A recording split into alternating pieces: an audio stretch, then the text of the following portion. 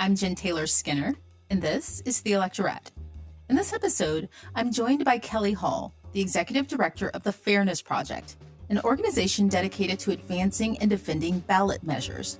These measures give voters the power to directly enact life-changing policies, like curbing predatory payday lending, for example, expanding healthcare access, or securing paid time off. Changes that too often never make it through to their lawmakers. Kelly has joined me on The Electorate before, but this time she's back to discuss how the ballot measure process itself is under attack. A new report from the Fairness Project reveals that conservative lawmakers are working to dismantle direct democracy. They're introducing bills that make it harder for citizens to get measures on the ballot and harder to pass them once they're there. So, without further ado, here is my conversation with Kelly Hall. Kelly Hall, thank you so much for joining me again. So happy to be here, happy to be back. In our past conversations, you and I have talked about how successful ballot measures can really transform communities and transform lives, especially in states where they have regressive reproductive policies like abortion bans, and generally in places where inequality is outpacing any efforts to help poor people, working class people. In red states, right? I've been really impressed with how they've performed in red states. They've been used to increase minimum wage, to expand Medicaid access, and of course, reproductive care. Yes. And if you'll remember, one of my persistent concerns was that the success of these ballot measures would draw the attention of the wrong people. And I think we're seeing that now. The Fairness Project just released a report showing that the ballot initiative process is being attacked in a number of states. And I was wondering if you could give me a picture of what's happening right now.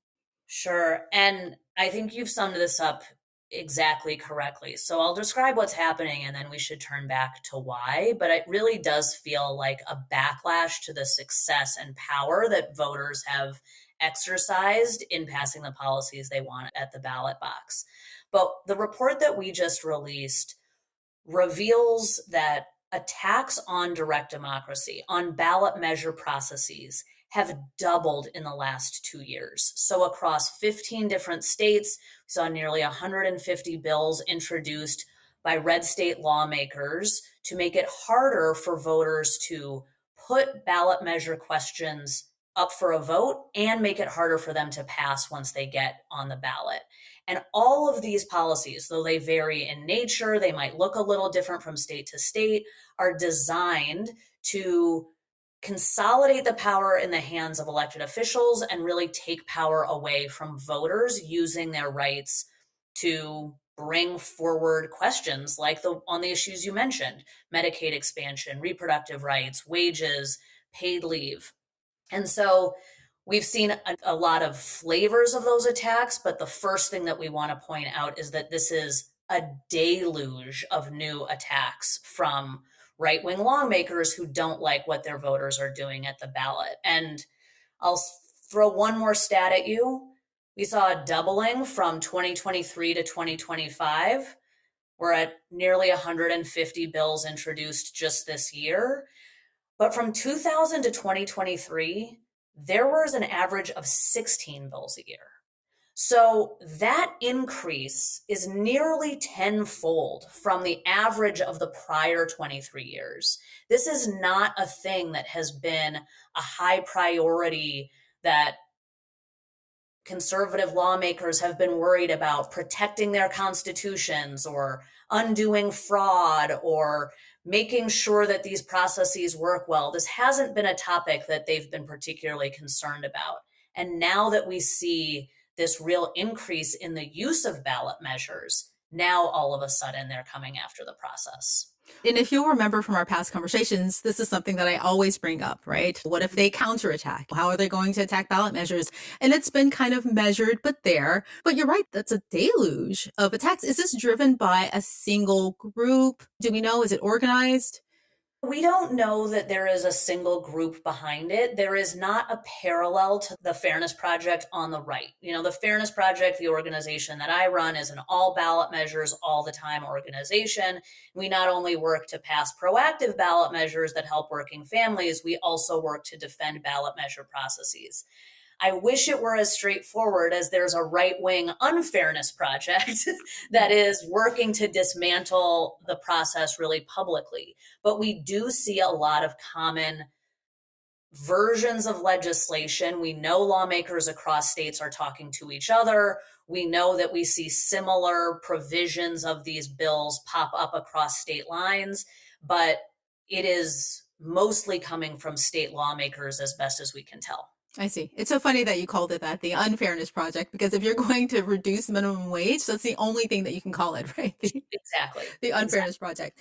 Yeah. These kinds of attacks on democracy, they often fly under the radar, in my opinion. It's not the cancellation of a late night TV show. It's not censoring some celebrity. That's bad, right? But I think that this is equally as damaging because you're silencing citizens and their right to participate in little d democracy. Yes. What is at stake if we were to lose access to creating ballot measures? So there's both the philosophical what's at stake and there's the really deeply practical and personal of what's at stake. And I think some of us who live and work in politics and got political science degrees, and I count myself among them, really focus sometimes too much on the philosophical impact that people have fewer opportunities for civic participation, fewer opportunities to be heard in the democratic process. It makes all of our institutions weaker when people feel like they can't get their voices and their issues heard in the public square. I believe all of that. I think it leads to polarization and I believe it leads to isolation. But the practical and the personal is that we will lose the opportunity to raise wages for working families in red states. We will lose the opportunity to overturn abortion bans. We will lose the opportunity to overturn biased redistricting maps and gerrymandered policies. So, ballot measures fundamentally give we, the people, the opportunity to check our politicians when they are not acting with our values and our interests at heart. That shouldn't happen that often in a well functioning representative democracy, but it is happening very frequently right now, where lawmakers are trying to consolidate power in their own hands, where they are dismissing the views of voters, where they are increasingly playing to the ideological fringes. And that makes ballot measures as a tool for the common sense policies really essential. The stuff that is not getting the time of day in the clickbait wars, in the who's the most extreme wars, in the who has the most followers wars, but are the kitchen table issues that are not sexy, but really important. And that's where we can make progress with ballot measures. And we will lose that opportunity. And there are millions of people with higher wages in this country right now, thanks to ballot measures. Millions of people with Medicaid coverage, thanks to ballot measures. People getting abortion care right now because of ballot measures. And all of that will be lost. I mean, I know you're worried. I'm especially worried because one of the bright spots that I've held on to was the fact that I think in our last conversation, we talked about the fact that if you divorce the legislation from the person, you can get really deep red states to support really progressive policies. And that's has really been a bright spot that I've held on to, right? And the idea of losing that is pretty scary. And what we've seen over the recent years is that you'll have some anti-democratic movement, small d democratic movement, and it starts off small, like with ballot measures. There's a few here, a half a dozen here, a half a dozen there. They're testing the waters, and then they all of a sudden they kind of snowball, like we're probably seeing right now. That's been uncovered in your report.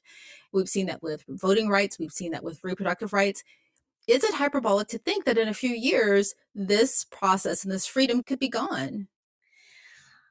I don't think it's hyperbolic to say that is the intention of people who are attacking the ballot measure process. If we don't resist, if we don't fight back, if we don't shine a bright light on this problem and really take action to prevent these rights from being stripped from us, then it's absolutely true that we will not have functioning ballot measure processes nearly anywhere. And so that is it is not hyperbole. The thing that I am placing hope in is that these battles are not yet lost.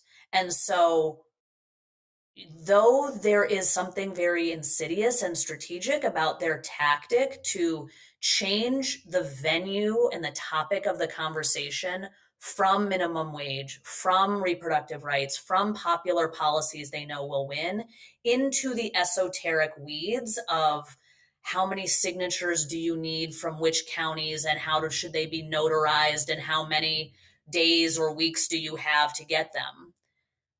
No one is thinking about that at their kitchen table. Nobody is thinking about that as their high political priority. You are right that it does not get a lot of attention, and that is on purpose. They are dragging all of us who care about this into the weeds and trying to win the battle there because they know they can't win the battle on the merits of the issues that people really care about. But if we can shine a bright enough light into those weeds, if we can say, look, this matters, we have opportunities to defeat what they are doing. And it is not a foregone conclusion that direct democracy will die. It is not a foregone conclusion that these processes will become unusable. And so we need to both be fighting back against these attacks, and we can talk about how that's happening in a bunch of these states. We also need to keep using direct democracy because it is hard to keep people invested in preserving a process that they can't see the utility of. So while we are fighting back against changes to ballot measure processes, we've also got to continue to bring forward ballot measures to restore reproductive rights, to raise the minimum wage, to expand universal school meals, to expand paid leave. We have to show the tool in action as one of our strategies for making sure that people are invested in preserving it. Something you said was really important, and I just thought about it now, and I want to try to articulate it in a way that's clear to people. So I think that they often win when they focus on the weeds because no one is interested in the weeds. If you tell people in a deep red state, hey, do you want higher wages? Do you want paid family leave? They'll go, yes, this is great. Of course we do. It's obvious, right? But if you tell people, do we need a certain number of signatures to pass ballot measures? Or like, I don't I know. I don't don't care. care. Right. I don't care. Right. And in your report, you talk about these separate tactics that they're using. There are four, I think, that you highlight in the report that they're using to attack the process. And they are supermajority requirements, Mm-hmm. increased issue scrutiny, interference from elected officials, and signature regulations. Can you talk us through those tactics? Yes. So the ones, to the extent attacks on ballot measure processes are getting attention from the media or from any of us, usually they're getting attention when we come to realize that certain states either have or are proposing supermajority requirements, meaning you have to get 60% of the vote in order to win, right ahead of Ohio's successful reproductive rights ballot measure in 2023. Their legislature tried to change the rules of the game to require them to have a 60% supermajority. That vote happened in August, right ahead of the November election on abortion. So that was a high profile attack on the process.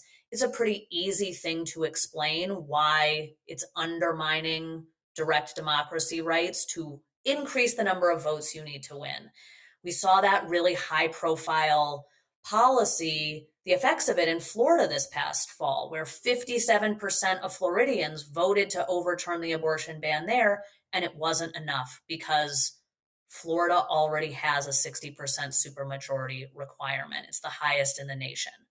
So that tactic is simple, it's easy to understand, and we have been able to defeat it in a number of states, not just Ohio, also South Dakota, also Arkansas. And it requires lawmakers who want to make that change to go to the voters and say, we want to change the Constitution.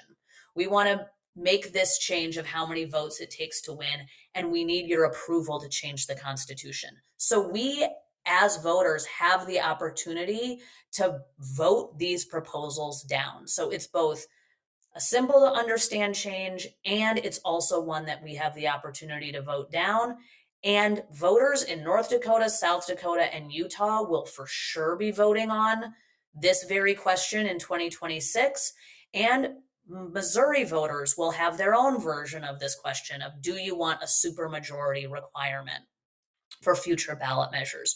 We may see more states pile on as legislatures convene this spring. But that one is straightforward, really problematic for the process, and we have to vote on it. So that's the first. Issue scrutiny is one that people often think is it's like a wolf in sheep's clothing. The proposal is, should we only have a single subject per ballot measure? We should make sure that there's only one thing that folks are voting on. And on its face, that can sound like a pretty good idea. People should know, like, if we're going to have a ballot measure on abortion, it should be separate from the ballot measure on minimum wage so that people can make up their own minds about two separate issues. But what this actually does is leave it to the courts in conservative states to determine what counts as two separate issues or not. So, is the right to miscarriage care a different issue than abortion care? And therefore, can they kick you off the ballot because it violates a single subject? If we say we want to raise taxes on corporations and spend that money on childcare subsidies, is it two subjects, the increased tax and the childcare subsidies? Though any normal person would see these as a single concept that is one thing that we can all understand in a single sentence, by creating this rule and adding more discretion for judges, we're seeing a lot of common sense issues get kicked off the ballot or end up in really long litigation over whether their very simple ballot constitutes a single subject. So that's, now we're starting to really get in the weeds. Like, this is weedsy. The other huge death by 1,000 cuts things that we see is the attack on the signature collection process. And that's how voters get their issues on the ballot. You know this, I know this, we're civics nerds, but for people who don't know, these are all the people with the petitions and clipboards out there. They have to collect a certain number of signatures and say, enough of us want to vote on this question, we're taking it forward. Now let's bury all of those well-meaning volunteers in red tape. Let's say you've got to get more signatures. You've got to get every page of signatures notarized. You've got to collect signatures from every county in the state. You've got to not just get people's names and addresses, but you've got to ask them for their driver's license numbers. Let's say you don't just need to have volunteers out here collecting as many signatures as they can. Let's cap a number of signatures that any one person can collect. It's just to give people as many hurdles to trip over as they possibly can. And the last is, then we've just got a lot of elected officials dragging their feet to not do their jobs to certify things for the ballot. Oh, it's my job to summarize your petition and summarize it for voters. I'm just not going to write the summary. You're going to have to sue me. Oh, it's my job to count the signatures. I'm just not going to do it. You're going to have to sue me.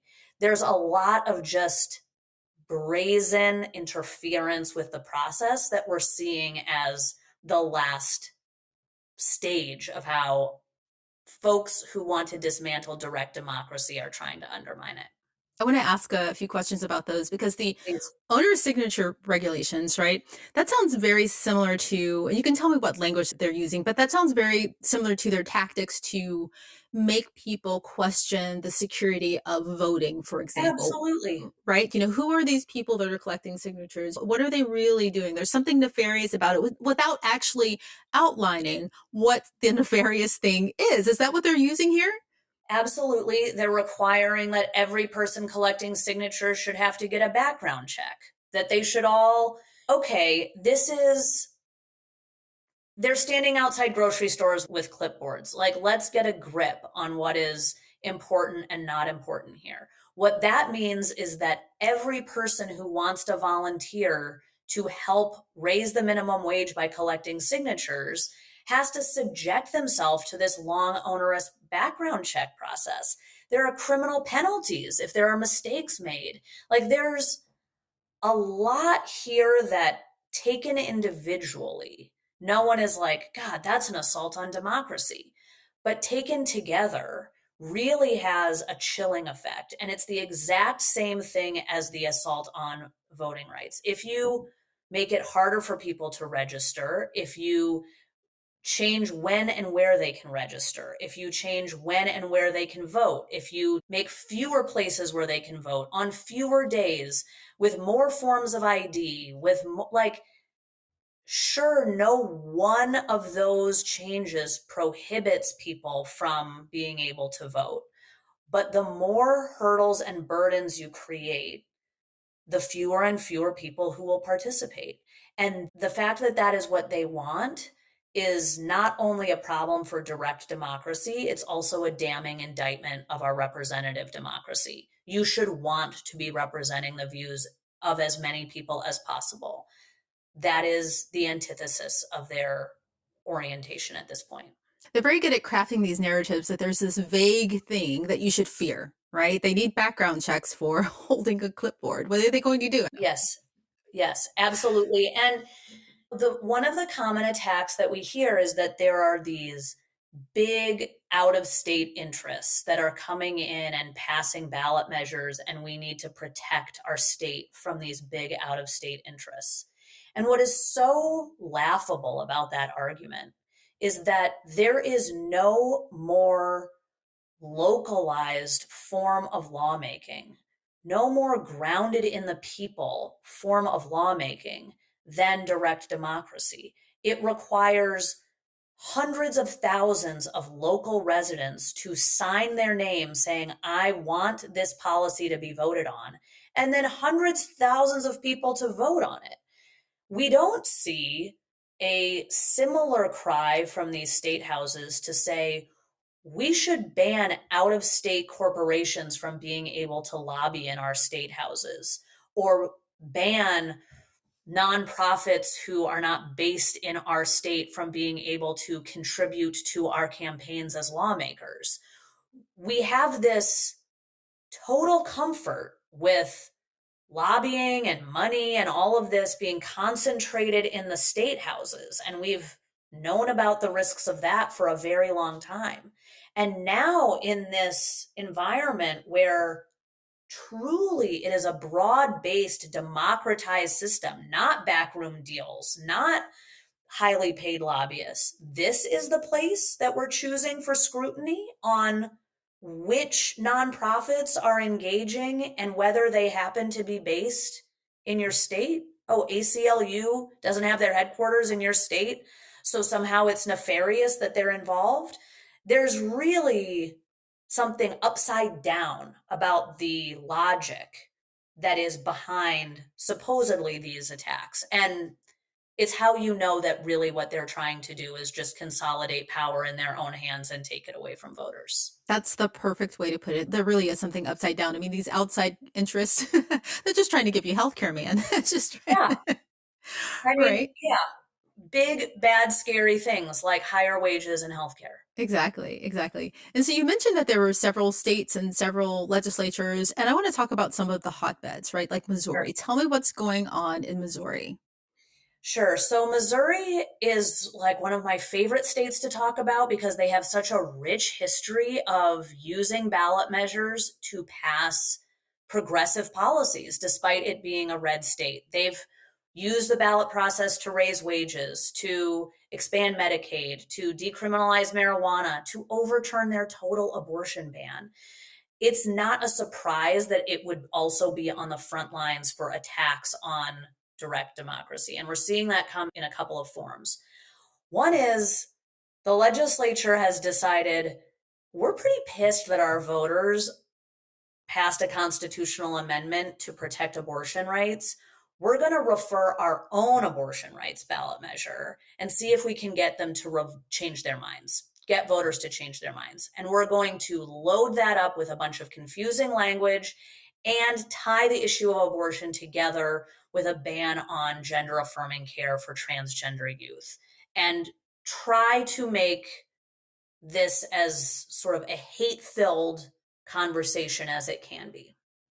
So that will go to the ballot. It is definitely an example of lawmakers, rather than listening to their voters, working every angle they have to work their own will rather than represent the will of their constituents. But very recently, just last week, we saw the legislature refer a new ballot measure that would go directly at the heart of direct democracy and change the rules for how they pass ballot measures in Missouri. And they've come up with something really new and complex. They're calling it concurrent majority, which means any future ballot measure would not only need to win a majority of votes statewide, it would also need to win a majority of votes in a majority of congressional districts. So this means that even if a vast majority of voters in Missouri want to pass a higher minimum wage, if just a couple of congressional districts say, no, we don't want to, then the whole thing fails. It will mean that roughly 5% of Missouri voters will have a veto over the entire state. And it's meant to take power away from urban centers like St. Louis and Kansas City. Let's not lose sight of the fact that's also an attempt to disenfranchise voters of color and voters in urban areas. So that is also a big part of this, but it is a new version of a supermajority requirement. And that is a thing that is hard to understand. It's hard to put into a soundbite, and it is a direct assault on democracy, and it's something we've really got to help Missouri voters understand the consequences of. Can you go into a little bit more detail about the first piece of that, where they are tying access to abortion to gender affirming care? How is that being worded? You know, it is how it will end up being worded in front of voters is the subject of litigation right now, I see. because it is so misleading how they originally drafted it that advocates on the ground have taken the state to court and said, this is so misleading to voters, it can't possibly proceed. So, what I'm going to describe, I hope won't actually be the thing that ends up in front of Missouri voters. But they are essentially saying, do you want to make sure that all of these healthcare standards for abortions are upheld? And including, do you want to make sure that people who are the victims of rape and incest have access to abortion? And do you want to ban gender affirming care for minors? As just a bullet point in a list. That's how it's summarized. It's just right there.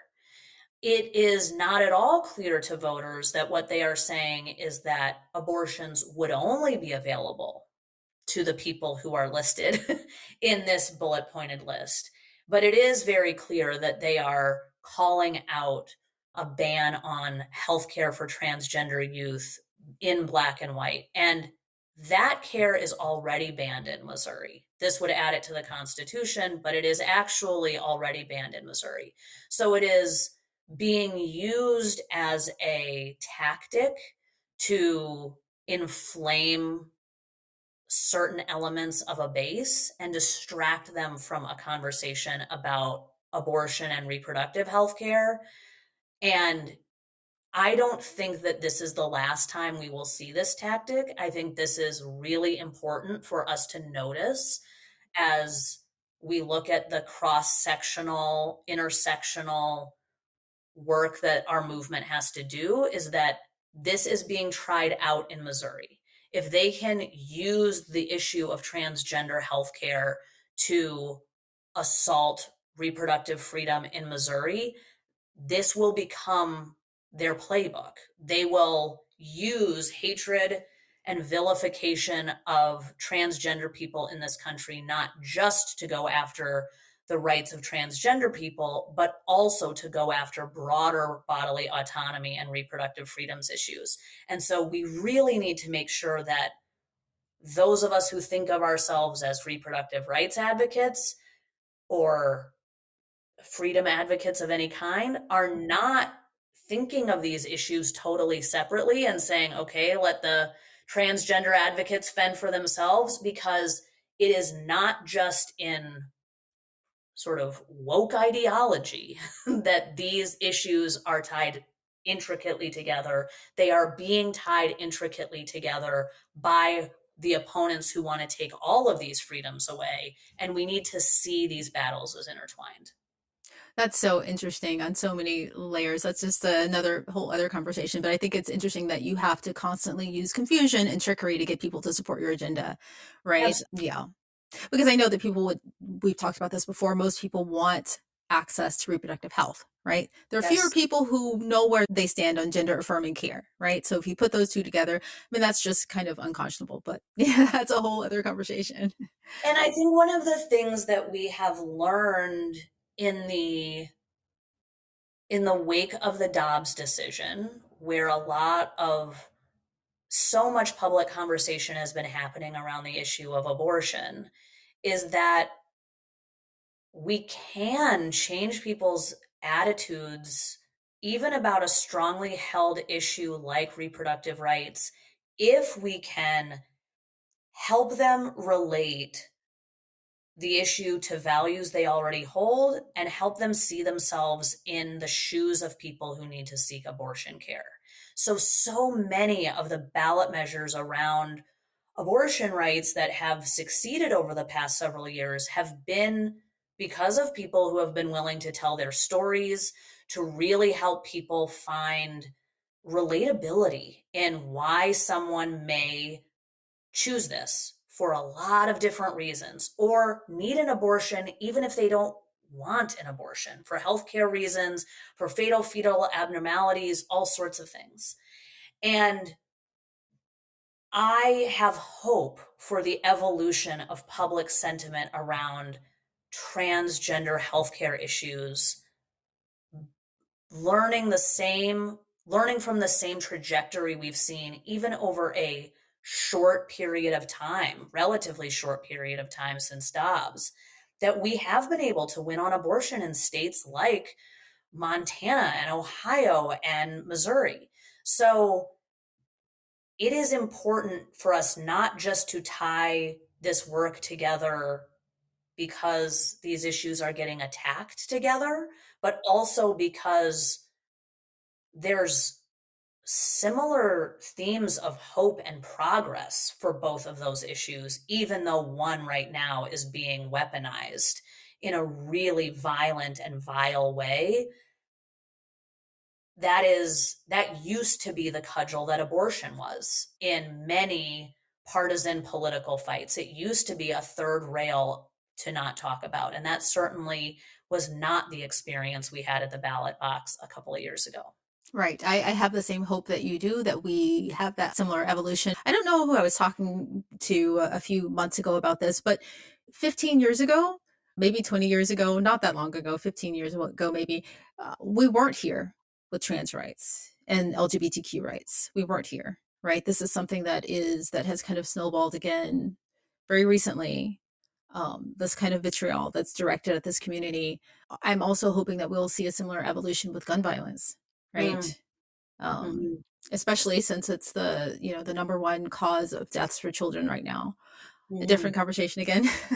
Yes. But I want you to talk about Arkansas if you can, because there's litigation there, and I'm just curious as to what's happening there. Sure. And I want to talk about Arkansas. I also want to touch on Florida. Hmm. The very interesting and great thing that is happening in Arkansas. And again, these are not states that people typically think of as being the tip of the spear for democracy rights, but they often are. The people whose democracy rights are most under attack have to figure out ways to fight back and respond. And so advocates in Arkansas have actually drafted ballot measure language that they are trying to advance that would improve and protect the ballot measure process itself.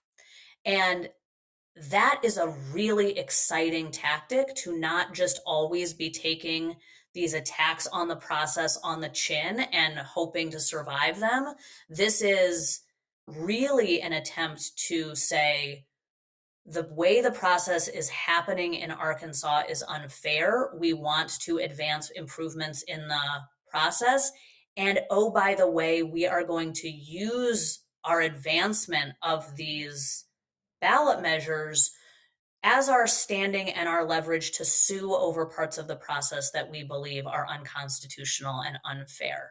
And so that litigation is ongoing in Arkansas. Arkansas has had years of both marquee types assaults. They've attempted 60% supermajority changes in Arkansas and failed to succeed with that with the voters.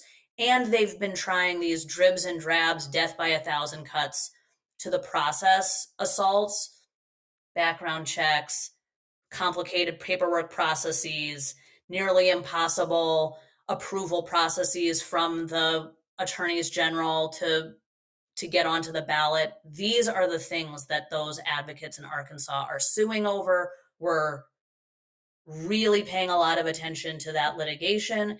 And we also think that it's a really innovative and exciting approach to be using the ballot measure process to improve it. I see. In Florida. So what's happening with Florida, which I think is Oh, really Florida. I mean, interesting. it's sort of the butt of every joke, but in this case, for good reason. It is the hardest place in the country to qualify and win a ballot measure. I touched on one of the reasons why earlier. They already have a 60% supermajority to pass ballot measures in Florida. The sheer scale and size of Florida means you need to collect over 1 million signatures to get on the ballot. It is hugely difficult. But this year, Florida lawmakers decided that it was not hard enough and passed legislation to make it even harder to qualify questions for the ballot.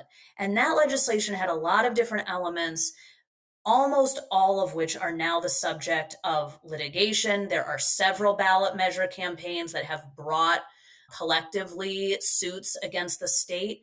But some of the examples are getting so egregious in Florida, it's almost like they're running out of ways to make it hard. So one of them is we've already talked about needing background checks for everybody. They're now not only making campaigns pay to have their signatures counted by the state, but giving every county and district in the state the ability to set whatever price for that they want. Meaning they can change the prices, they can make them exorbitantly expensive. If you have to collect over 1 million signatures and every single county can decide on a different rate that they're going to charge you to count all those signatures, needless to say, that has a chilling effect on who can participate in the process. The list goes on and on of ways that they are saying volunteers can't collect as many signatures. There's potential fees and fines for anyone who makes a mistake, criminal liabilities, even if they correct those mistakes. So it is one of the most important places for us to actually pursue and win litigation against these assaults on free speech and on civic participation, because they are some of the most egregious attacks. And if we don't stop them in Florida, we know that these same tactics get picked up and transplanted to other states. That's very tricky. I'm really actually surprised and somewhat slightly impressed by the, charging per signature or charging the amount per Oh, signature. I mean, it's very tricky. I mean, they do come up with some clever ones, don't they? they do. And, there are times when you think it feels like they are almost putting us through this game of whack-a-mole of different assaults on the process just to keep us distracted from trying to advance the proactive policies that actually benefit people. And so while I am focused in this conversation on raising the alarm on the assault on direct democracy, and I think we need to be pursuing litigation. We need to be voting no on these questions when they come in front of voters. We need to be really shining the bright light of accountability on lawmakers to stop this assault. We also have to remember in a highly celebratory and motivating way that they are doing this because we are winning. They are doing this because we are winning. And if we weren't winning, if the voters were not with us, if they could just beat us at the ballot box, if the policies we were passing were toothless or meaningless or not going into effect, they would not need to do all of this. And so there is something that animates me, inspires me, keeps me in this fight by saying, we are doing something very right when they are having to put this amount of energy into trying to interrupt us. And that I really want people to hear as the like clarion call, like the motivating call to keep at it, to not give up on direct democracy, to not think of this as too weedsy or esoteric, because we have this power, we have been wielding it, and they know they can't beat us on the issues. They know that the electorate actually is more with us than with them. And that's why they're trying to change the rules of the game. I feel like that's a perfect place to end. However, I have to throw in one more question, right? I Please. mean, this is how I feel overall. I feel like we are just at a stage where a lot of people still don't know about ballot measures and the good that they Mhm. can do. And I feel like this is what our conversations have been about, to kind of spread the word that this is a place where we can exercise direct democracy and we want to get it in more states. And now we're fighting these attacks on the ballot measure process. What can we do aside from just knowing that this is happening? What can the listeners do? What can I do to help protect this? So we have a consolidated effort here at the Fairness Project. It's called the Ballot Measure Rescue Campaign. It's where we are both raising money to help support these vote no campaigns, to fund litigation, to fund the work of advocates on the ground. If you want to get involved, if you have any loose change dollars to spare and you want to contribute them towards these fights, this is the place to do it. You can go to thefairnessproject.org and join with us. We would love to have you. And this is a getting to know thefairnessproject.org as a website and following us on social media is a great place to stay up to date with where these questions will be appearing on your ballot, where we are having days of action in state houses, where we are asking people to show up to hold their lawmakers accountable. We are really trying to be both a hub of information and also spotlight the local organizations and the local campaigns, local groups that are doing this work on the ground, because this is always, for us, a partnership between us shining a bright spotlight on the broad national trends and really making sure that we're highlighting the people on the ground in Missouri, in Arkansas, in Florida, in states all around the country who are doing this hard work day in and day out. What is it called again? The Ballot Measure Rescue Campaign is Yes. our work here at the Fairness Project, and you can find all of that information at thefairnessproject.org. Excellent. Excellent. Thank you so much. And Kelly, thank you so much for the report and going into detail with me. Thank you so much for joining me. And thank you for all the work you're doing. Thank you so much for having me. It's great to be back.